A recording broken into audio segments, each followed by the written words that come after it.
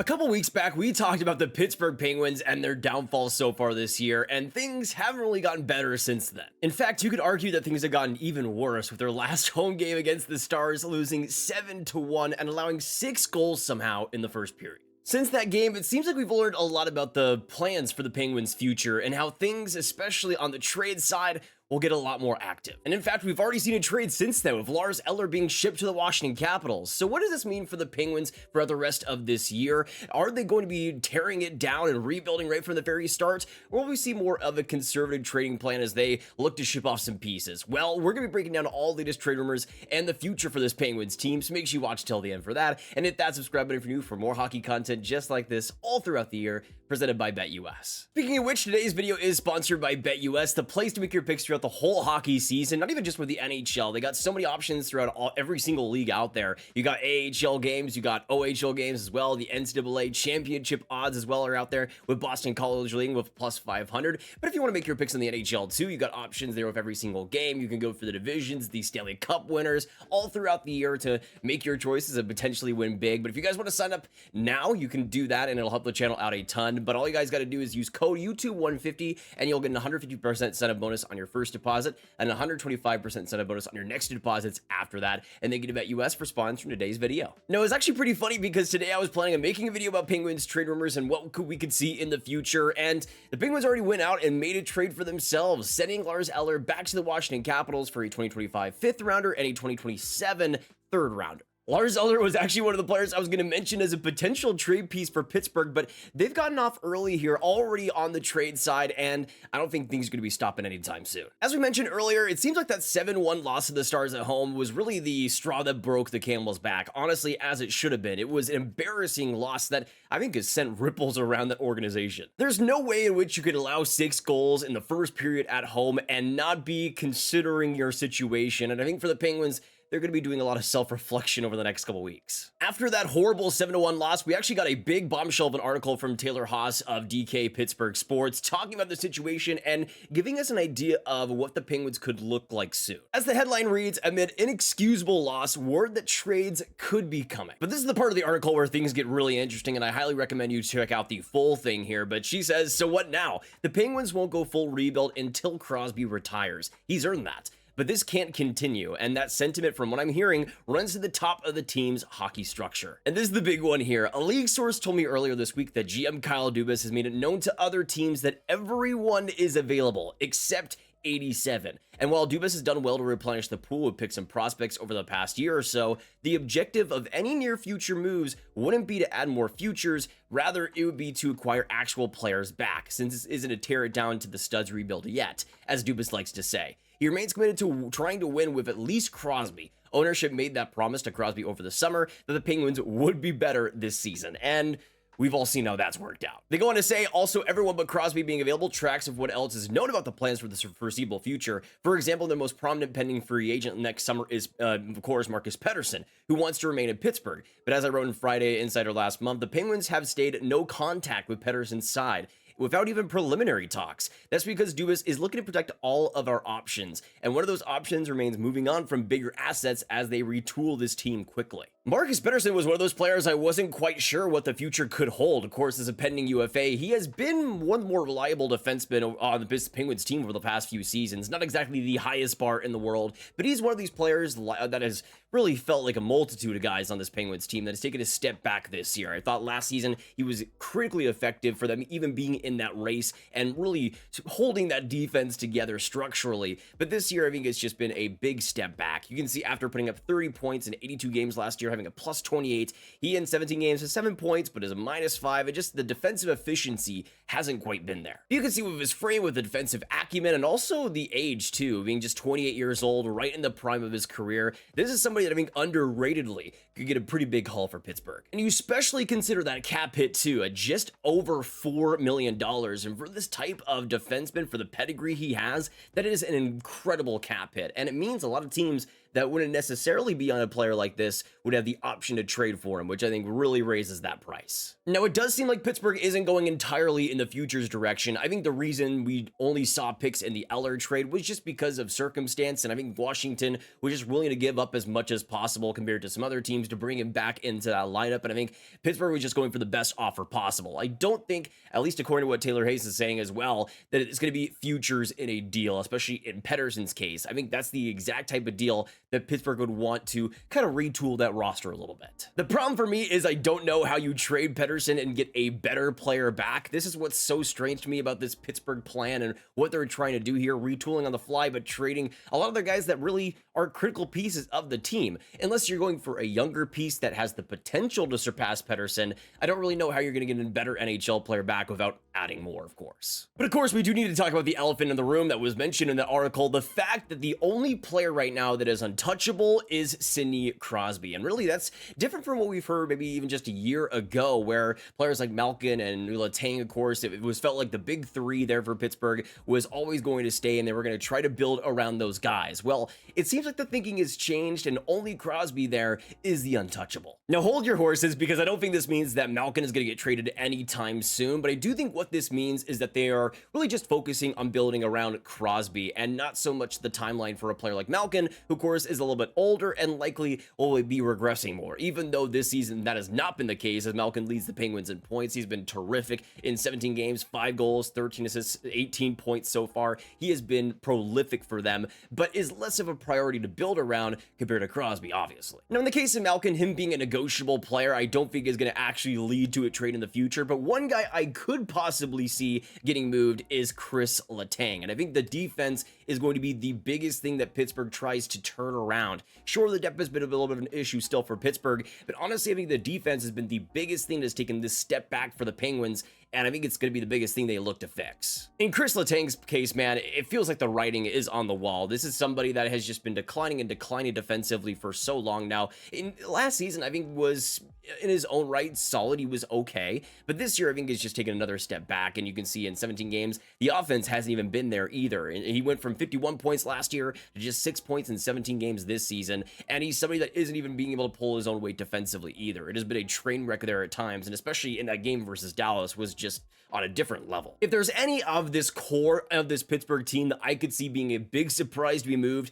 to me, Chris Letang is the most likely, at least in terms of who I would move. I think Chris Letang, of course, has been a leader for that Pittsburgh team for so long, has been a part of that franchise for so long, but I don't think has that immunity that players like Malkin and Crosby have. And I think in Letang's case, would be a lot wiser to move in the first place. The big, horrible problem, though, is, of course, that contract, and it is really rough right now of how it's looking, because he's making $6.1 million, which isn't the worst AAV-wise, but for the next 3 seasons after this. So basically, he has 3.5 years left on his contract at $6.1 million, and especially considering his age, turning 38 this April, I don't see a lot of teams going out there and wanting to take on that contract, especially if there's no salary retention. I mean, just for the player itself, there would be a ton of teams out there that would love to have him. There's obviously been the Montreal connection for so long now. That's always been a rumor out there, but I just think considering that cap hit, that is the biggest thing that just takes away the possibility of a Letang trade in the first place. And the same similar situation also applies to Erik Karlsson, who is making $10 million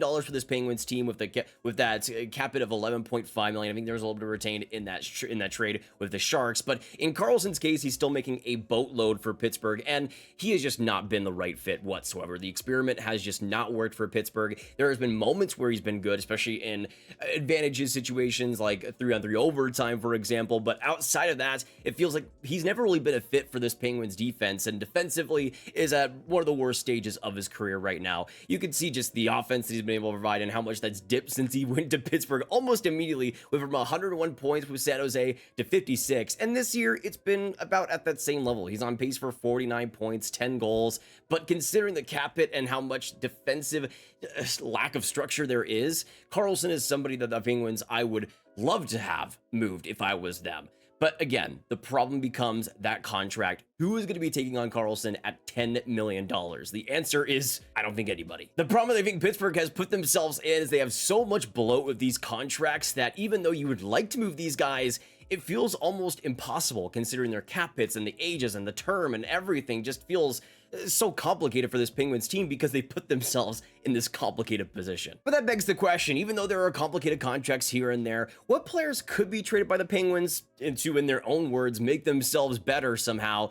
And what deals could we possibly see besides Lars Eller? Of course, the first one I think would be Marcus Pettersson, and honestly, in terms of value, Pettersson is the best fit. Utah is a team that we talked about a lot on this channel, and they already went out and got eLiaminator from the Detroit Red Wings, but if these injuries linger for them, or if maybe get more towards the end of the season, then Pettersson will be pretty interesting. He is a lefty, not a righty, so it wouldn't fit now, but I think if you were maybe trading one of those defensemen, maybe it could. There are some options on the Utah team that I could see Pittsburgh having interest in. Yusuf Alamaki to me would probably be the main one. He's somebody that struggled this year, but I thought last season for Arizona had a pretty solid breakout season, and the last couple of seasons he's been putting up some good offensive numbers. But you can see this year in 13 games, 0 points so far with Utah, a -5. It hasn't exactly gone his way, but at 26 years old, I think he still can be an NHL defenseman, and is maybe somebody that for Pittsburgh they can see some upside in. You also have Michael Karlsson, who of course we talked about in the 10 players who could be traded next video. He's somebody that has just been pretty mismanaged by Utah this season, but hasn't really been able to find a fit.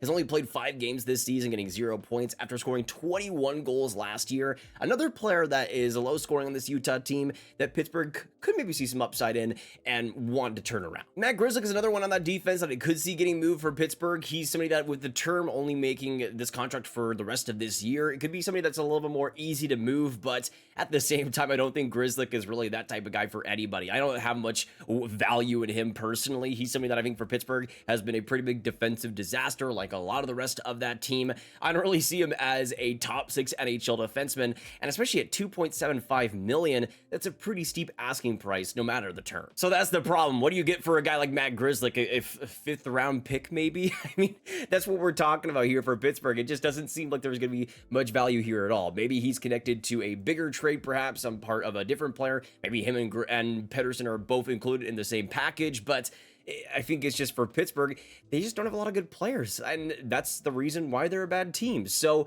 when you talk about stripping them down or rebuilding, there's just not that much to strip down in the first place, and the players that would have value are on horrible contracts with serious bloat, and that's another reason why they're down in the dumps. You just look up and down that lineup, and even the forward group. I mean, Brian Russ is somebody that could be interesting, but he's been heavily injured the past year, and he makes $5.1 million for the next 3 seasons after this. You got Rakell, who's just been an absolute bust with the Penguins. He's had some good moments here and there, but he also makes $5 million for the next 3 years after that. And I think it's just too steep of a term for many teams to want to go after. But outside of that, you don't really have many guys that I think Pittsburgh would want to trade. Michael Bunting, I think, would have some value, but I think they'd want to keep him. Same thing with other guys like Drew O'Connor, who I think are solid. But again, the guys that could potentially get dealt, you got guys like Kevin Hayes on their $3.5 million deals, which is the reason why he was traded for so low to come to Pittsburgh in the first place. So unless you're trading a Evgeny Malkin or Erik Karlsson at 50% retention somehow,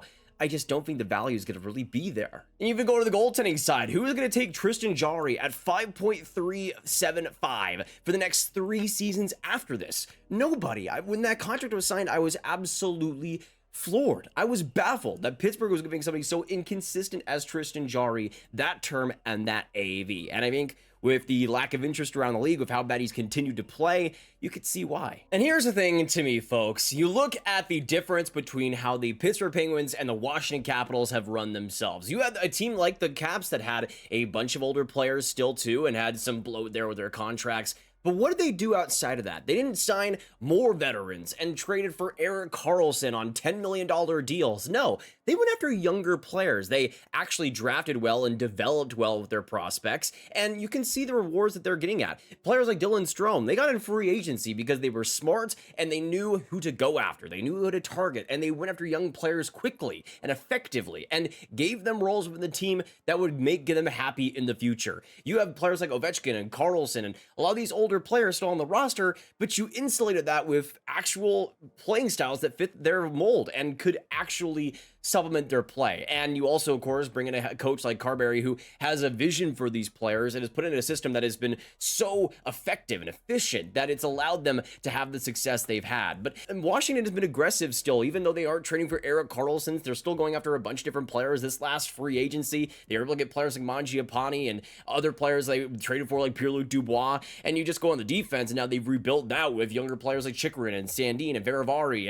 and so many different guys there. And on the goaltending side, of course, that's been something that they've really rejuvenated over the last couple of seasons. And that's with players like Nicholas Backstrom who've had to retire. TJ Oshie, who's on the IR and hasn't been good for a while either. What they've been able to do has really been the blueprint for what Pittsburgh should be doing. And to me, I think it's just the writing on the wall that one team is doing this a lot better than the other. And here's the thing to me. Yes, I don't think this Penguins roster is all that good, but I think it is honestly disappointing at this point that the Pittsburgh Penguins have not gone out and fired Mike Sullivan. I think it's honestly just kind of disheartening for the team that you have a coach that is time and time again over it's what it seems like forever now, has not been able to get results out of these guys, and yet he is continually here. I like Mike Sullivan a lot. I think he is still a fantastic coach. You can be a great coach and not be a great fit anymore, and it's obvious that Sullivan isn't for this Penguins team. Every single coach, no matter the situation, no matter the team, has an expiration date, and Mike Sullivan right now is so moldy with this Penguins team that if you touch it, you'll start the friggin' cheese touch, man.